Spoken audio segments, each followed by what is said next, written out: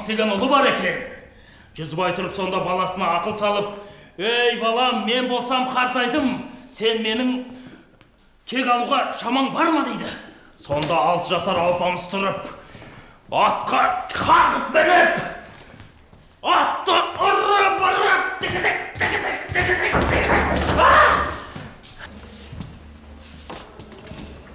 Ағай, кешіріңіз, біз кешігіп қалдық. Сода? Біз көлікті итердік, ол жүрмеді. Біз итердік, ол жүрмеді.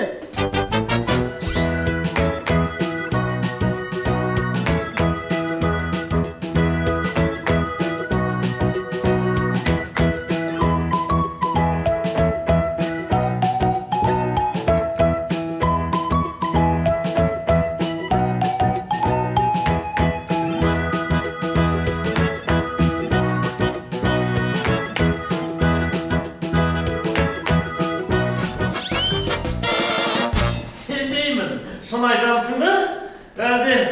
Рас айтамыз, ағай.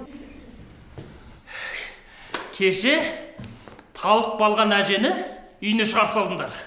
Алдыңғы күні әлгі жоғалып кеткен баланы тауып алып, тағы да үйіне шығарып, тағы да кешіктіңдер. Солай ма?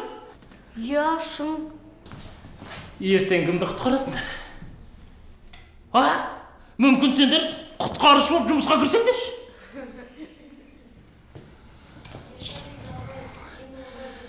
Жоқ, болмайды.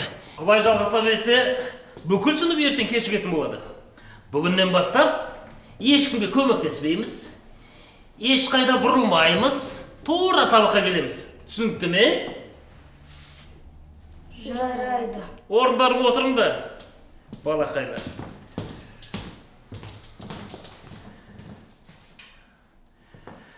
Содан кейін Алпамыс әлгі тайбұрына отырып алады да, дігідік, шауба береді. Ей, дігідік.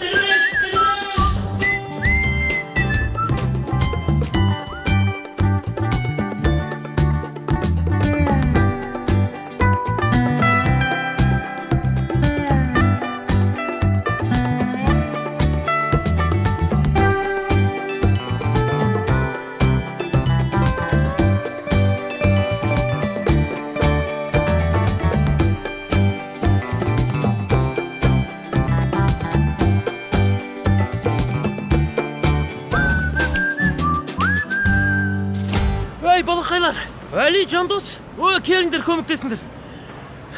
Келіңдер, көмектесіп жүріңдер. Кешіріңіз, ағай, біз сабақтан кешігеміз.